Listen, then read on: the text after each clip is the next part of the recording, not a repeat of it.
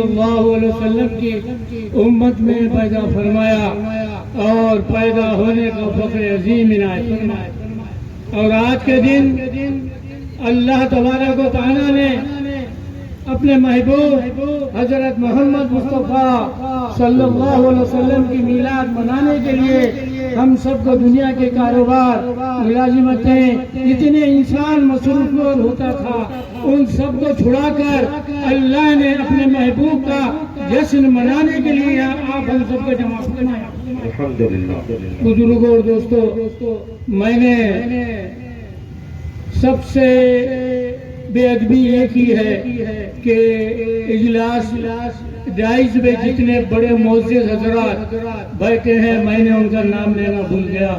میں حضرت زین الدین صاحب مدد اللہ العالی اور دوسرے ڈائز میں جو خلفاء بھی ہیں، علماء کرام بھی ہیں، طلباء اور طالبات بھی ہیں، بزرگوں اور ساتھیوں، یہ سب تشریف فرما ہے۔ بزرگوں اور ساتھیوں، ابھی آپ یہ جلسہ 9:30 یا 9:45 سے شروع ہوا، آپ لوگ بہت دیر سے بیٹھے ہوئے ہیں۔ اب مہمان خصوصی زین الدین صاحب حسامی تشریف لانے کے بعد اب ہم کو زیادہ وقت دینے کی ضرورت نہیں، اس لیے میں ابھی حضرت سے اجازت لے لیا ہوں کہ کم وقت میں اپنی بات کو ختم کرنے کی کوشش کروں گا۔ بزرگوں اور دوستو، اللہ تعالیٰ قرآن میں فرما رہا ہے قُلْ إِن كُنتُمْ تُحِبُّونَ اللَّهَ فَاتَّبِعُونِي يُحْبِبْكُمُ اللَّهُ۔ بزرگوں اور دوستو، اللہ تبارک و تعالیٰ یہ میلاد کے جلسے منانے کے لیے دنیا میں ہزاروں جگہ منعقد ہو رہے ہیں۔ اس کے دو ہی چیزیں پیش نظر ہیں، ایک جشن میلاد النبی ہے اور دوسرا مقصد میلاد۔ جشن میلاد منانا آپ کو کسی نے روکا نہیں، مگر مقصد میلاد کیا ہونا چاہیے ہمیں؟ ارے جس کی میلاد منائی جا رہی ہے اس کا ان کا مقصد، ان کی جو زندگی ہے اور ہم جو بیٹھ کے لے رہے ہیں ہمارا مقصد کیا ہے؟ دیکھو میاں، آدمی کاروبار کرتا ہے تو کچھ شام میں فائدہ کتنا ہوا نقصان ہوا دیکھتا ہے، طالب علم ہے علم حاصل کرتا ہے سرٹیفکیٹ آیا یا نہیں دیکھتا ہے، جتنے دنیا کے کاروبار ہیں نفع ہی دیکھتا ہے۔ مگر افسوس ہے مسلمانوں، ہم سال بھر ایک سال میں ایک مہینہ مناتے ہیں مگر ہم مقصد میلاد کو نہیں پہچان سکے، میرے دوست نہیں حاصل کر سکے۔ آج سن لیے، صبح میں اگر کسی نے پوچھا یا پیلی درگاہ کے سامنے جو جلسہ تھا کیا سنا ہے تو اس نے کہا ارے یہ مولانا کے تقریر کی تھی، میں ذرا تھوڑا سا نیند میں آ گیا تھا، مجھے نہیں معلوم کہ کیا کیا مخاطب کر رہی تھی۔ یہ ہماری زندگی ہے مسلمانوں۔ ارے جہاں ناچ گانے ہوتے ہیں شادی میں، جہاں کیسی کیسی محفلیں جمتی ہیں، ارے وہاں نیند تو کیا میرے دوست ایسا غموں کی بھی نہیں آتی، کیونکہ وہ نفس کی خواہش کے مطابق چل رہا ہے۔ ارے یہاں وہ یہ تخلیق کائنات کی میلاد منائی جا رہی ہے تو ہم کو یہاں سے کچھ لے کے جانا ہے، خالی سن کے جانا نہیں۔ اور یہ طریقت کی محفل بھی ہے یہاں، ارے یہاں مشائخین بھی بیٹھے ہوئے ہیں، ارے علماء بھی ہے، طالب علم بھی ہے، بڑے بڑے بزرگ ہستیاں ہیں، میں ان کے سامنے زیادہ زبان درازی نکلنا مناسب نہیں سمجھتا، مگر یاد رکھیے مسلمانوں، یہ میلاد سے آج کے دن ہمیں ایک یا دو باتیں یہاں سے لے کے اٹھنا چاہیے۔ جیسا کہ میں ابھی آپ کے سامنے میں قرآن کی آیت قُلْ إِن كُنتُمْ تُحِبُّونَ اللَّهَ فَاتَّبِعُونِي، اے حبیب آپ کہہ دیجئے، لوگ کہتے ہیں کہ میں اللہ سے محبت کرتا ہوں، میں اللہ سے محبت کرتا ہوں، آپ کہہ دیجئے اے حبیب میری اتباع جب تک نہیں کریں گے اللہ تم سے محبت نہیں کرے گا، جب تم سے محبت کرے گا تمہاری مغفرت بھی فرما دے گا۔ میاں ہم یہ سمجھتے ہیں کہ دیکھو ارے مغفرت اللہ نے جب محبوب کی امت میں پیدا فرمایا کسی صورت سے بخشش بھی ہے جنت بھی ہے۔ موسیٰ علیہ السلام نے پوچھا یا اے باری تعالیٰ سب سے پہلے جنت میں کس کی امت جائے گی؟ تو آپ نے کہا اے موسیٰ کلیم اللہ آخر میں ایک میرے محبوب محمد رسول اللہ صلی اللہ علیہ وسلم کو مبعوث فرماؤں گا، جب تک ان کی امت جنت میں نہ جائے گی 1,24,000 پیغمبر کی امت اس کے بعد ہی جنت میں جائے گی۔ میرے دوستو ارے جنت تو ہے ہی، ارے اللہ آپ کو ڈالا پیارے حبیب کی امت میں جنت لازم ہے، مگر اس سے پہلے خبر کا حساب کر لو حشر کا کیا معاملہ ہے۔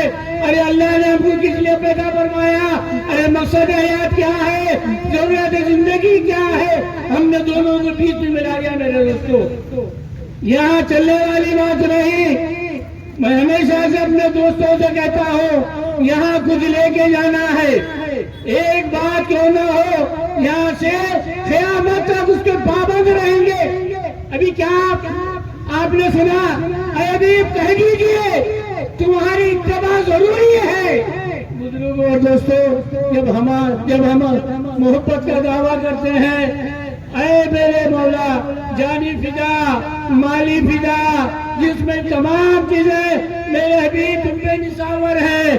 ارے میاں کسی نے کہا ذرا چلیے مصعب کل شام میں بہت جھوم رہے تھے ادا ہو گئی ذرا نماز کے لیے تو چلیے۔ ارے نہیں طہارت نہیں ہے، یہ ہمارا معاملہ ہے میرے دوست۔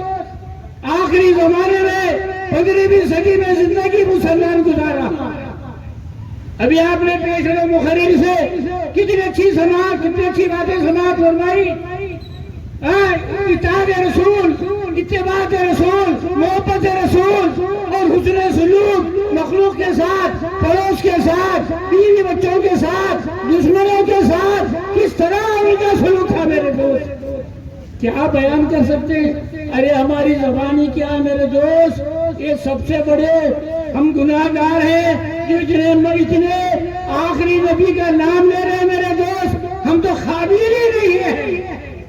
مگر یہ جلسے والے جو منعقد کیے ہیں نہیں بولے تو پھر بولیں گے مصعب خالی بیٹھ کے چلے گئے کیا فائدہ۔ ارے جلسے تو بہت ہی سنتے ہیں میرے دوست، زندگی میں انقلاب کیا آیا، پہلے کیا تھے اب کیا ہے۔ ارے ایک آفس میں اٹینڈر آفس کا LDC بن گیا، UDC بن گیا، آفیسر بنا۔ ارے مسلمان جہاں تھا 50 سال پہلے آج بھی وہی ہے۔ ایک صاحب مجھے میلاد کا جلسہ کیوں مناتے ہیں؟ انہوں نے کہا ذرا کتنے سال سے آ رہا ہے؟ ارے 20 سال سے سنو، اب تو وضو کے ساتھ ہے بتا؟ بولے نہیں ہے۔ ارے یہی ہے کہ ایک میلاد کا جلسہ، وضو کے ساتھ رہو، درود پڑھا کرو۔ بزرگ اور دوستو میلاد کے جلسے کے تعلق سے میں 2-3 خلفائے راشدین کے اقوال بیان کر کے میں اپنی بات کو ختم کروں گا۔ اس لیے ابن حجر مکی رحمت اللہ علیہ نعمت الکبریٰ میں بیان فرماتے ہیں، خلفائے ابو بکر صدیق رضی اللہ تعالیٰ عنہ فرماتے ہیں کہ جس نے میلاد کے جلسے منانے میں 1 درہم خرچ کیا کل جنت میں میرا رفیق ہوگا۔ 1 درہم یہاں مولا نیتوں کو دیکھتے ہیں۔ ارے اس نے میرے محبوب کے جلسے کو منانے کے لیے 1 درہم لگایا ہے، اور حضرت ابو بکر رضی اللہ تعالیٰ عنہ کیا فرماتے ہیں، اے ایمان والے اے مسلمانوں، تم اگر جلسے کے سجانے میں تم نے مدد کی ہے تو تم ایسے ہیں جیسے کہ تم نے اسلام کو زندہ کیا۔ بزرگوں اور دوستوں حضرت عثمان غنی رضی اللہ تعالیٰ عنہ فرماتے ہیں کہ اے لوگوں، ارے جس نے وہ ایسا ہے کہ جنگ بدر اور جنگ احد میں شریک ہوا، اگر کسی نے میلاد کے جلسے میں شریک ہوا تو ایسا ہے احد اور بدر کا ثواب اس کے لیے لکھا جاتا ہے۔ بزرگوں اور دوستوں، حضرت علی رضی اللہ عنہ فرماتے ہیں، ارے جس نے میلاد میں انتظام کیا، پیسہ خرچ کیا، وہ ایسا ہے جیسا کہ اللہ اس کی حفاظت فرماتے ہیں اور ایمان کی حالت سے اس دنیا سے چلا جائے گا۔ حسن بصری رحمۃ اللہ فرماتے ہیں، اگر اللہ نے مجھے احد کے پہاڑ، جملہ 7 پہاڑ ہے میرے دوست، یہاں 10 روپیہ 10 روپیہ خرچ نہیں کرتے ہیں، احد کے پہاڑ کے برابر اگر اللہ نے مجھے سونا عطا کرے، یہ سب میں سرکار دو عالم صلی اللہ علیہ وسلم کی محبت میں، میلاد میں، یہ تمام کا سونے کا سونا اس میں خرچ کرنے کے لیے تیار ہے۔ بزرگوں اور دوستوں، آج ہمارا کیا معاملہ ہے؟ اس زمانے کا کوئی مسلمان پریشان نہیں۔ 50 سال پہلے بولو تو میں مانتا ہوں، ایک آدمی کماتا تھا، 20 آدمی کھاتے تھے میرے دوست۔ میں ہمیشہ سے بولتا ہوں، ارے 20 کما رہے 21 آدمی نہیں کھانا، کیا ہے؟ نیتیں خراب ہو گئی ہے۔ گھر میں مہمان آئے تو بولتے ہیں غالباً آپ کھانا کھا کے آئے ہوئے، یہ چائے پی کے چلے جائیے۔ افسوس ہے مسلمان، آج ہماری زندگی کس نہج پہ جا رہی ہے؟